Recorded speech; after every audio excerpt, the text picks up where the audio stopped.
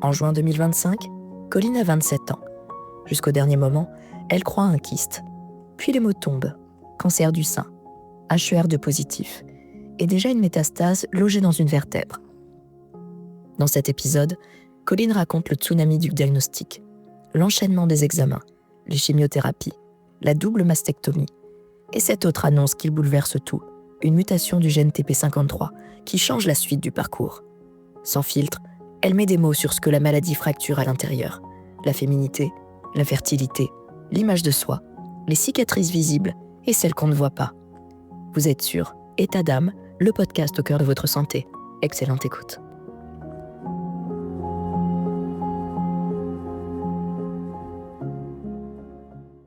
En juin 2025, j'ai été diagnostiquée d'un cancer du sein HER2 positif avec une métastase osseuse au niveau d'une vertèbre. Moi, en début d'année, l'année dernière, vers janvier, j'ai senti une boule au niveau de mon sein. Alors, j'ai pas du tout pratiqué l'autopalpation, c'était tout bêtement sous la douche. En me lavant, j'ai senti une boule. Sur le coup, oui, le cancer traverse l'esprit, mais très rapidement. Je me suis dit que c'était sûrement rien, sûrement un kyste bénin. Et j'ai laissé couler. Sauf que cette boule me faisait quand même mal, elle était assez dure et du coup, en mars, j'ai eu rendez-vous avec ma gynécologue pour autre chose. Je lui en ai donc parlé, elle m'a auscultée et effectivement, elle aussi, elle était pas trop inquiète. Pareil, elle m'a dit ça doit être un kyste, mais elle m'a dit je vous prescris quand même une échographie au cas où.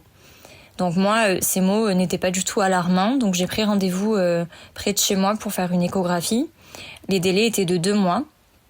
Donc on m'a donné rendez-vous fin mai et j'ai pas cherché à avancer le rendez-vous ou aller dans un autre endroit parce que j'étais vraiment sûre que c'était rien du tout et que c'était pas urgent de le faire. C'est ce qui s'est passé, j'ai gardé mon rendez-vous, donc j'ai eu rendez-vous le 26 mai. Lendemain de mon anniversaire pour faire cette échographie. Et c'est lors de l'échographie que la radiologue avait l'air un peu inquiète et je sais plus ses mots, mais je sais qu'elle m'a envoyé directement faire une biopsie. Elle m'a dit, vous êtes jeune, il faudrait pas passer à côté de quelque chose, donc il faut faire cette biopsie. Donc début juin, j'ai été faire la biopsie, on m'a refait une échographie, on m'a fait une mammographie et j'ai dû attendre à peu près 10 jours les résultats. Donc ma médecin traitant m'a envoyée vers une gynécologue spécialisée dans tout ce qui est cancer gynécologique pour la voir. Donc elle m'a dit c'est elle qui vous donnera les résultats, qu'ils soient bons ou pas. Donc j'ai attendu le 12 juin pour avoir ce rendez-vous. Donc pour ce rendez-vous, j'ai été accompagnée de mes parents. Uniquement ma maman m'a accompagnée au tout début dans le cabinet parce qu'on savait pas exactement ce qu'elle allait nous annoncer. Et moi réellement jusqu'au dernier moment, je pensais que c'était bénin. Et j'étais à milieu de penser qu'elle allait m'annoncer que c'était un cancer. Donc quand elle nous dit les termes, c'est très compliqué, c'est violent. On se prend clairement un tsunami dans la figure. Ma maman et moi, bien évidemment, on s'est effondrés en larmes en premier temps. Et moi, après, j'ai plus pleuré. J'étais complètement ailleurs. J'avais l'impression que mon esprit était sorti de mon corps. C'était très compliqué. Ensuite, on a demandé si mon papa pouvait monter. Donc, elle lui a réexpliqué.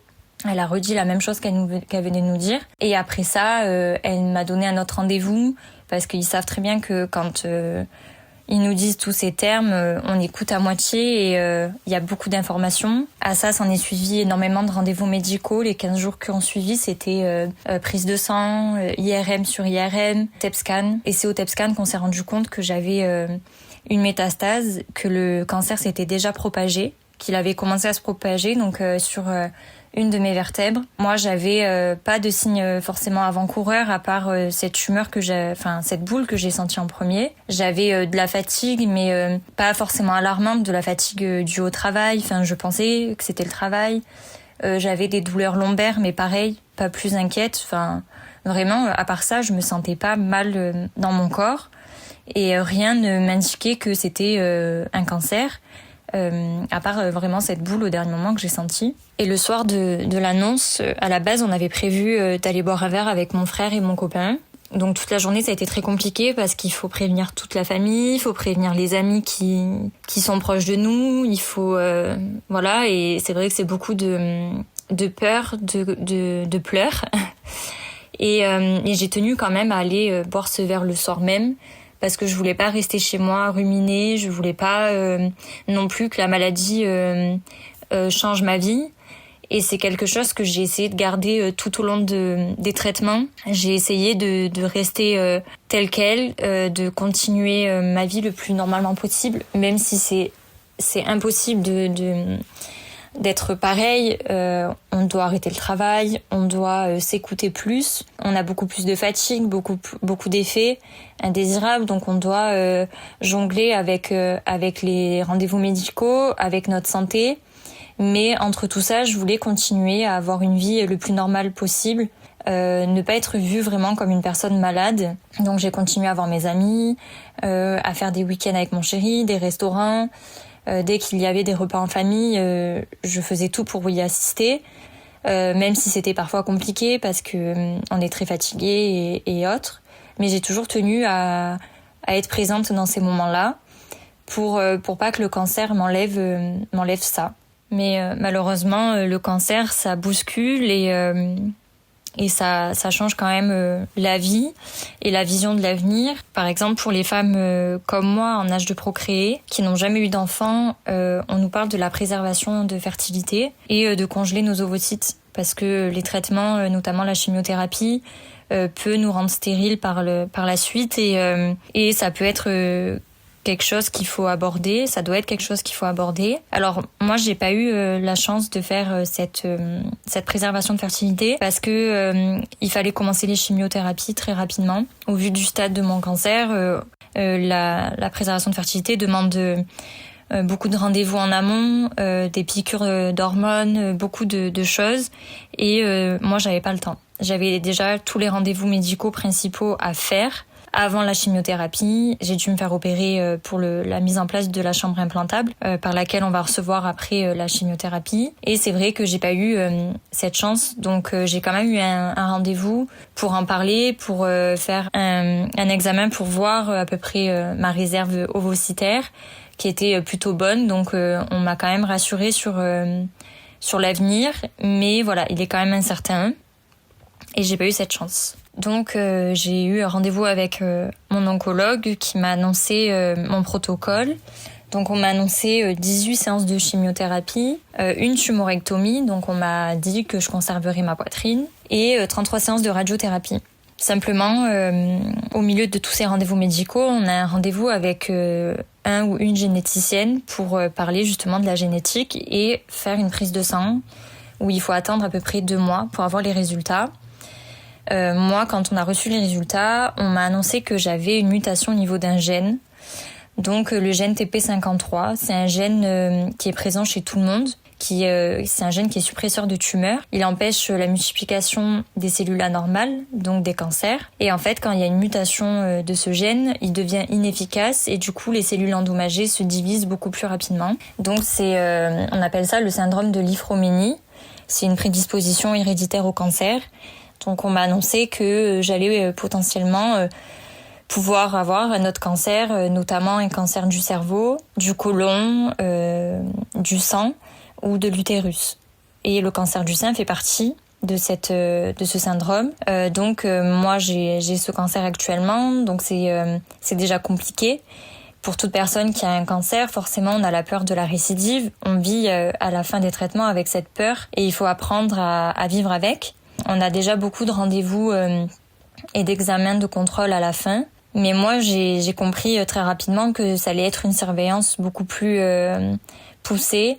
Alors, il y a une part où on est rassuré parce qu'on se dit que on sera vraiment surveillé, que s'il y a quoi que ce soit, cette fois, ça sera observé très rapidement, que ça sera détecté. Mais il y a aussi de la peur parce qu'on se dit j'ai déjà assez avec un cancer. Alors, les autres ne sont pas présents, bien évidemment. Il ne faut pas penser que ça va forcément arriver, mais ça nous travaille et on se dit que ça sera beaucoup plus de rendez-vous médicaux, beaucoup plus d'examens. Donc c'est ce qui s'est passé. À la fin de l'année, j'ai dû refaire des IRM mammaire et lombaire par rapport à ma métastase, mais j'ai dû aussi refaire des IRM du cerveau, du corps entier. Enfin, ça engendre d'autres rendez-vous. Donc j'ai aussi très mal vécu cette annonce. Alors pas autant que la première annonce bien évidemment, mais c'était quand même difficile à encaisser et à digérer. Donc mon oncologue à la suite de cette annonce m'a dit que je ne pourrais pas faire de radiothérapie parce qu'ils se sont rendus compte avec les années que les personnes atteintes de ce gène qui faisaient de la radiothérapie déclenchaient beaucoup plus rapidement dans les années qui suivent ces fameux cancers dont on nous parle. Donc pour éviter le plus possible de les déclencher, il faut éviter la radiothérapie. Donc moi, on m'avait aussi parlé de la thérapie ciblée. Donc ça, c'est ce que j'avais dans mon protocole associé à la chimiothérapie. Donc c'est une piqûre qu'on vient nous faire dans la cuisse toutes les 3 semaines. Donc ça permet d'éviter, donc déjà de traiter, associé à la chimiothérapie, mais dans le temps, ça permet d'éviter la récidive. Donc c'est une piqûre que je vais continuer pendant plusieurs années, directement à l'hôpital, là où je faisais mes chimiothérapies. J'ai pas vraiment de délai, je sais pas exactement pendant combien de temps, mais je sais que ça peut durer 2-3 ans. Donc ça, la thérapie ciblée, c'est d'actualité. Mais du coup, on m'a changé mon protocole et on m'a dit que voilà, je pourrais pas faire la radiothérapie. Donc suite à l'annonce de ce gène, il a fallu trouver une alternative de traitement, de solution. Donc on m'a proposé la mastectomie. La mastectomie, c'est une ablation du sein. À la base, c'est pas ce qui était prévu parce que d'enlever la tumeur et de faire de la radiothérapie, c'était censé suffire. Et vu que je peux pas le faire, on m'a dit il faut enlever tout le sein pour être sûr de prendre aucun risque de récidiver. Et le fait que j'ai ce gène, je peux potentiellement avoir un autre cancer du sein. Donc il fallait aussi, bien sûr, si je le souhaitais, enlever le sein qui n'est pas malade. Donc c'est une décision que j'ai prise assez rapidement. Bien évidemment, ça a été compliqué, surtout en tant que jeune femme. Mais j'en ai parlé avec mon entourage, avec mon conjoint, et c'était une décision que j'ai prise parce que je me suis dit, je préfère bien évidemment enlever tout ce qu'il y a à enlever et ne jamais récidiver, je l'espère, ou ne jamais déclencher d'autres cancers, plutôt que de conserver un sein qui peut potentiellement être touché de nouveau par le cancer. Donc c'est encore voilà quelque chose de très difficile, mais il faut y aller. Donc moi j'ai eu mes 18 chimiothérapies du mois de juillet au mois de novembre. J'ai fini début novembre. Et à la suite, j'ai eu rendez-vous avec ma chirurgienne pour parler de l'opération. Et elle m'a de suite proposé, 4 semaines après la fin des chimiothérapies, de m'opérer. Donc à ce moment-là, des traitements, on est énormément fatigué, on est épuisé autant physiquement que mentalement de tout ce qu'on a déjà subi, mais on sait que c'est pas fini et qu'il faut encore tenir. Moi, je préférais que ça soit très rapide, que ça soit fait le plus tôt possible, parce que je savais que dans tous les cas, j'allais pas avoir le choix. Je savais que ça allait arriver, donc je préférais que ça soit fait très rapidement. Donc le minimum qu'il faut attendre, c'est 4 semaines entre la fin des chimiothérapies et la chirurgie pour que le corps se remonte, parce que la chimio, ça fait baisser les globules blancs, donc l'immunité. Et quand on subit une grosse opération comme ça à la suite, il y a des risques d'infection et des risques de complications. Donc tout ça, ça m'a été exposé lors de mon rendez-vous avec la chirurgienne. Elle a été super, elle a été très douce, très à l'écoute, et elle m'a bien expliqué. Elle voulait à la base m'opérer que du sein malade en priorité, bien évidemment, et programmer l'opération de l'autre sein quelques mois plus tard. J'ai demandé si c'était possible de faire les deux en même temps. Elle m'a dit que oui, mais qu'évidemment, au vu de mon parcours et le fait que j'avais déjà eu les chimiothérapies, c'était risqué, mais que c'était faisable. Donc moi, j'ai pris en compte les complications, j'ai pris en compte tout ce que ça pouvait engendrer, mais j'ai quand même voulu tout faire d'un coup. Parce que pour moi, dans tous les cas, je savais que j'allais devoir le faire, je savais que je n'avais pas le choix, et je préférais le faire d'un coup et que ça soit fini plutôt que d'attendre ou de subir encore 6 mois après une opération.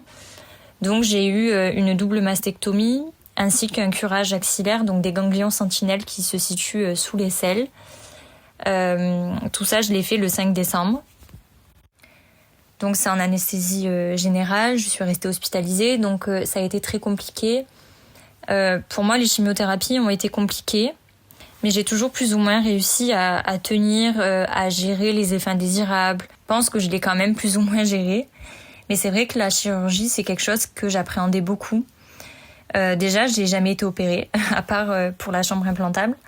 Et c'est une grosse opération qui touche aussi à notre identité, à notre féminité. Surtout en tant que femme jeune. qui n'a pas eu d'enfant. On sait qu'une fois qu'on fait cette opération, ça ne sera plus pareil. On ne pourra pas vivre une maternité comme d'autres femmes en termes d'allaitement ou autre. Donc c'est forcément des choses auxquelles on pense, même si la priorité c'est de guérir. Que si on fait ça, c'est pour survivre, c'est pour combattre cette foutue maladie. Moi, j'ai choisi une reconstruction par prothèse, en discussion toujours avec ma chirurgienne. J'ai longuement hésité à rester à plat parce que j'avais peur des complications, et je sais que souvent il y a plus de complications quand on met forcément un corps étranger dans son corps plutôt que si on n'en met pas. Donc j'avais peur de ces complications, mais au début j'étais partie pour pas faire de reconstruction du tout.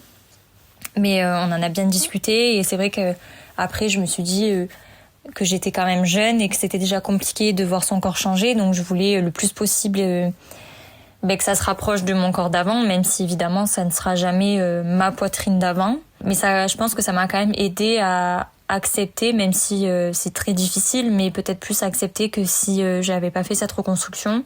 En tout cas, je parle pour ma part parce que je sais que ça peut être différent pour toutes les femmes. Je me suis dit que je verrai d'ici 10-15 ans, peut-être que j'en aurai marre, ou peut-être que je voudrais pas qu'on me remette encore des prothèses.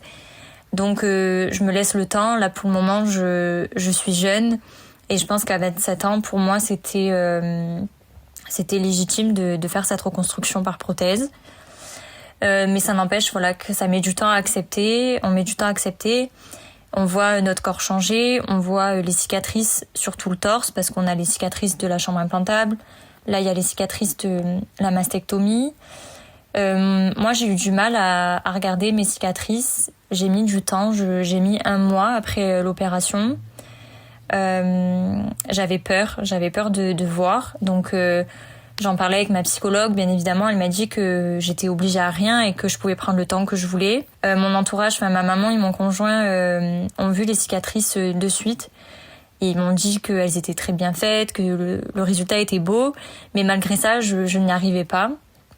J'ai commencé à regarder les cicatrices seulement presque 1 mois après. Donc j'ai commencé pendant les pansements, quand les infirmières venaient, qu'elles enlevaient le pansement. Je regardais d'en haut. Et ça a été déjà compliqué. Forcément, le plus compliqué, ça a été de voir mon reflet dans le miroir quand j'avais plus les pansements. J'avais demandé à mon conjoint de m'accompagner. Et quand j'ai regardé, j'ai pleuré. Et je lui ai dit mot pour mot, j'ai l'impression de revenir de la guerre. Et ce à quoi il m'a répondu, mais tu as fait la guerre. Et clairement, je me suis vue mutilée. Je pense que on n'en a pas forcément conscience, les gens n'en ont pas conscience, mais moi je l'ai senti comme une amputation.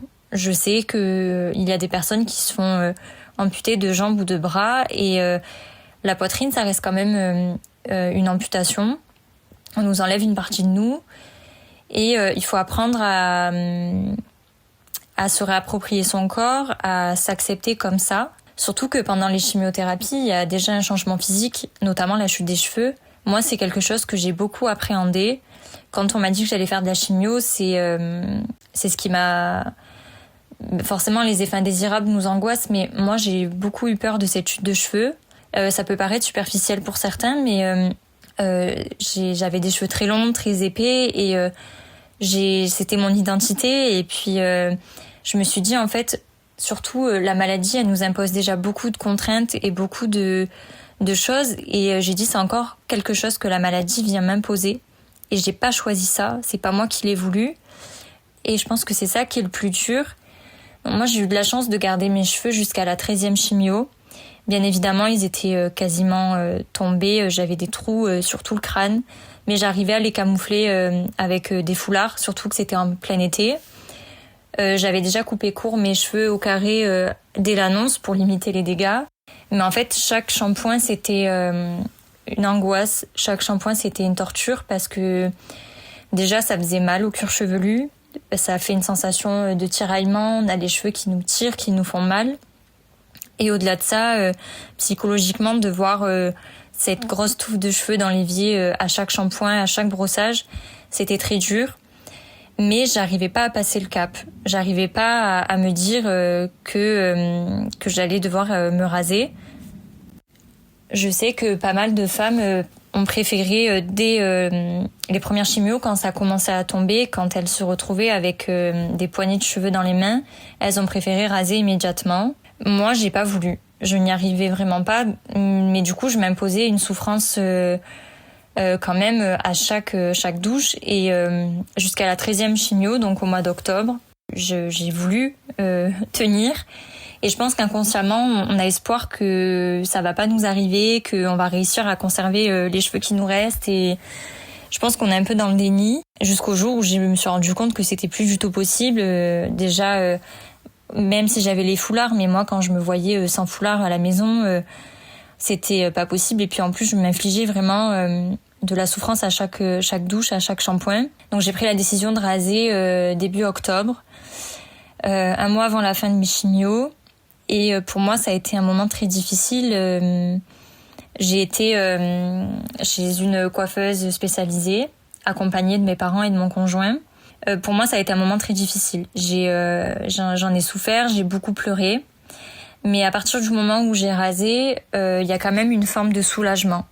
Une forme de soulagement de se dire que on va plus les voir sur l'oreiller ou dans nos mains ou sur la brosse.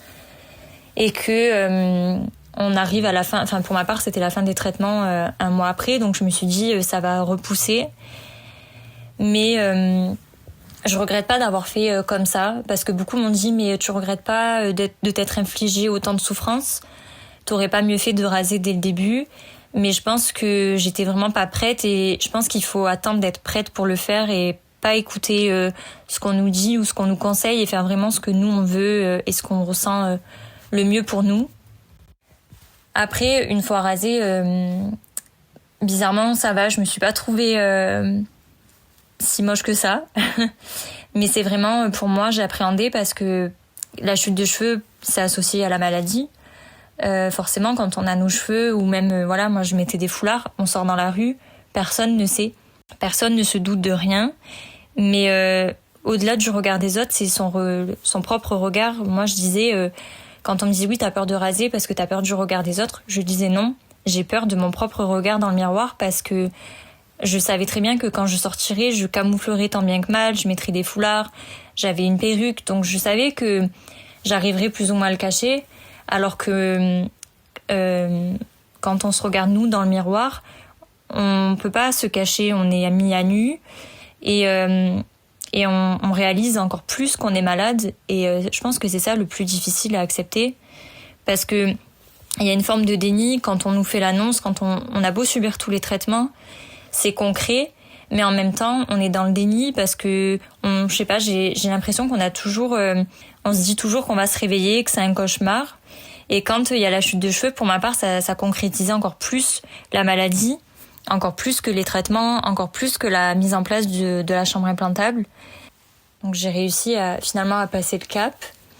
Et dans toutes les étapes de la maladie, dès l'annonce, j'ai toujours été très bien entourée par ma famille, par mon conjoint, par mes amis. Je sais que c'est une chance absolue.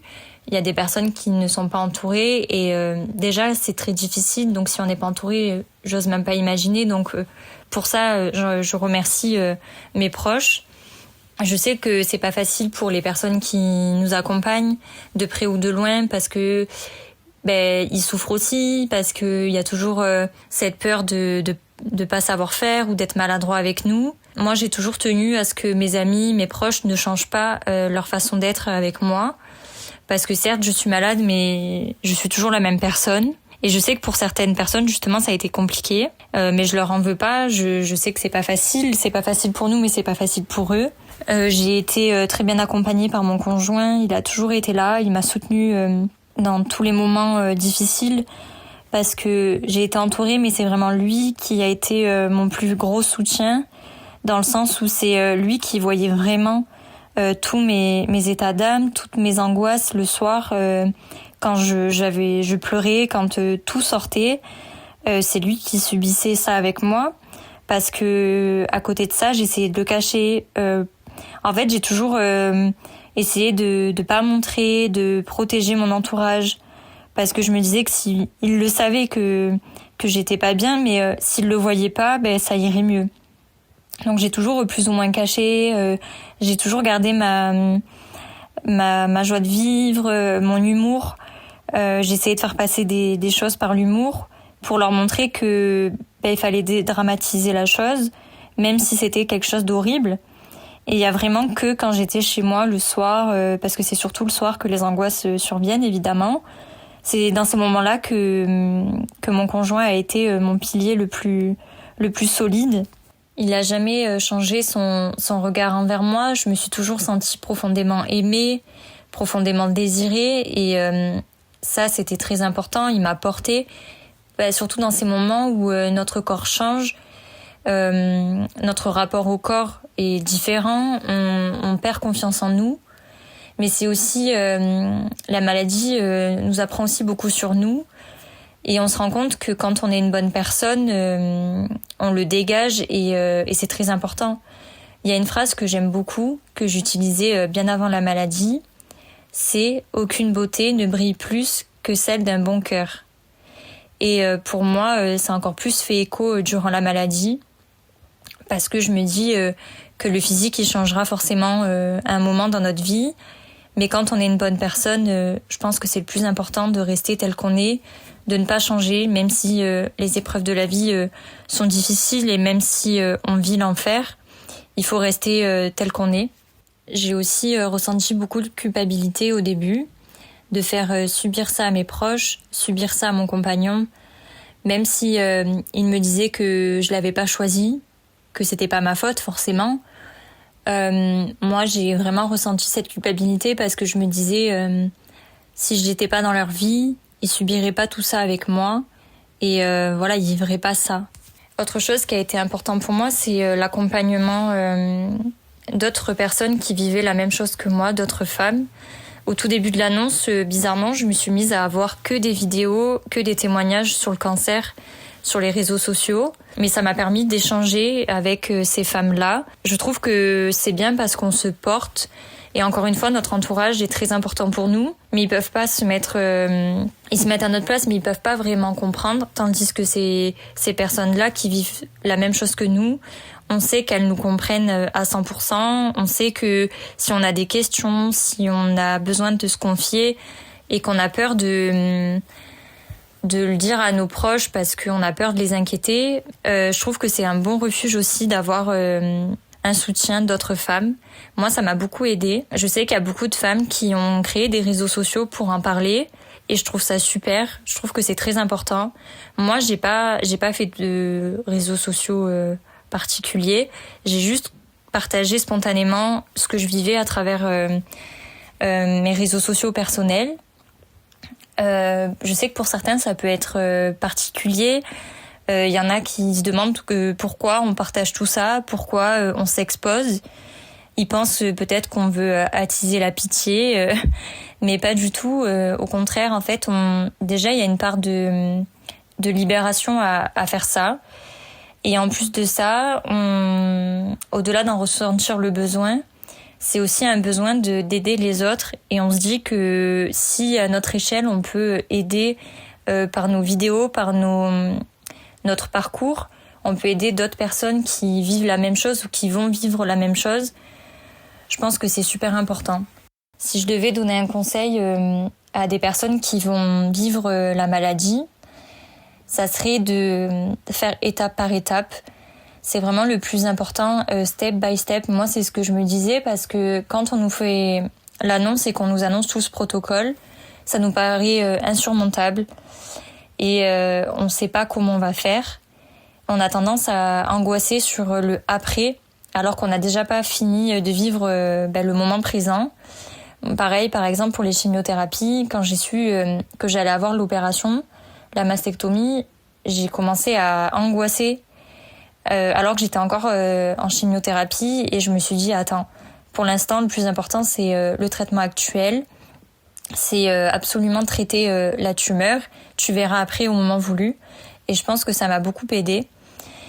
Et aussi de se faire confiance. Quand vous avez un doute sur votre état de santé, sur un symptôme, il faut vous écouter parce que de plus en plus de cancers arrivent chez les jeunes. Ça arrive pas qu'aux autres et ça c'est une phrase qui est vraiment réelle parce que on se dit non mais ça peut pas m'arriver, je fume pas, je bois pas, j'ai une bonne alimentation, je fais du sport, etc.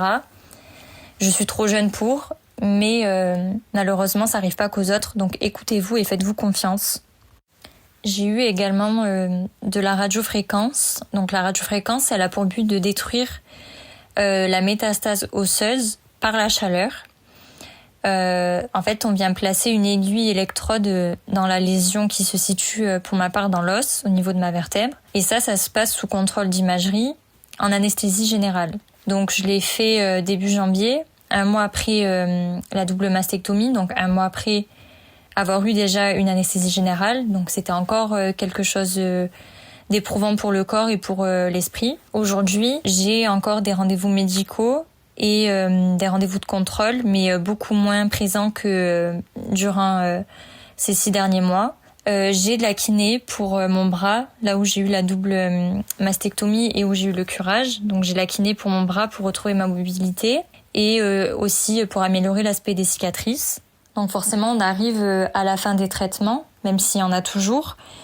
Parce que c'est pas fini, mais les rendez-vous médicaux s'espacent et on passe dans la phase de l'après-cancer. Et c'est à ce moment-là aussi où c'est difficile. Je trouve on parle beaucoup de l'après-cancer, mais on le sous-estime.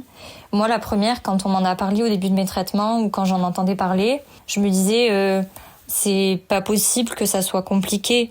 Justement, on a fini. Là, ce qu'on vit pendant les traitements, c'est déjà horrible, ça peut pas être pire, mais honnêtement c'est compliqué parce que on a plus de temps pour réfléchir. Forcément, le psychique prend le dessus sur le physique parce que pendant les traitements on fonce tête baissée, on réalise pas, on n'a pas le choix, on réfléchit pas vraiment et on y va. On est en pilote automatique et on se dit juste qu'il faut tenir, il faut que le corps tienne, il faut que le corps combatte. Et quand ça se calme, forcément, on a plus le temps de réaliser. On se retourne et on voit tout le chemin qu'on a parcouru. Et il y a aussi un décalage avec l'entourage parce que eux, leur vie, elle est la même. Leur vie a continué et c'est tout à fait normal. Sauf que nous, notre vie, elle a été mise en suspens pendant des mois. Et on attend de nous parfois qu'on redevienne comme avant, que notre vie reprenne là où elle s'était arrêtée avant l'annonce. Et c'est chose impossible. Oui, on va retrouver de la vie, mais c'est juste qu'il faut du temps pour se réapproprier cette nouvelle vie, ce nouveau corps, ce nouvel esprit. Il faut du temps. Il faut accepter que la vie, elle sera plus la même que celle qu'on a laissée avant tout ça, qu'elle va à présent être rythmée par des rendez-vous médicaux, des rendez-vous de contrôle et ce à vie. Mais du coup, il y a toujours cette peur de la récidive, cette peur de développer d'autres cancers. Mais il faut apprendre à ne pas y penser tous les jours, à vivre pleinement et forcément plus intensément. Parce que la maladie, c'est quelque chose d'horrible. Mais il y a toujours une leçon à en tirer et je pense que ça nous fait nous découvrir, nous révéler. Moi, pour ma part, ça m'a fait prendre confiance en moi et me sentir capable. J'ai découvert une force que je ne soupçonnais pas avant les traitements et me dire que j'ai réussi et que maintenant que j'ai réussi, il faut absolument que je vive pleinement. Il faut laisser derrière nous les choses futiles, se concentrer sur l'essentiel, se faire confiance et s'écouter. Il faut aussi s'entourer des bonnes personnes, de personnes vraiment sincères et qui nous élèvent. Et si ça paraît insurmontable sur le moment, il faut se dire que ça ne l'est pas et que forcément tout passe.